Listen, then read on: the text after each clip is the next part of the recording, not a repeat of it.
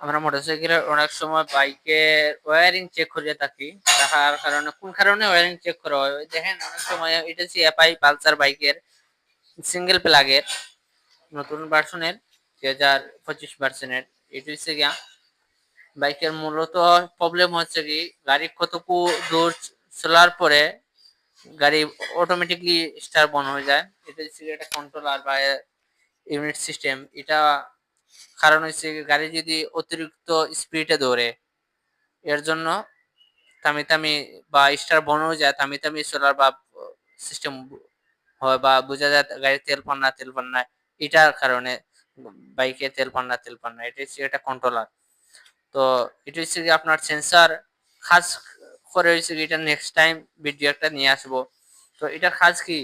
এটার কাজ হচ্ছে কি খুলে আবার লাগাবেন। এটা হচ্ছে কি রিসেট। এটার পর রিসেট এটা খুলবেন, ক্যাপটা খুলবেন, ক্যাপটা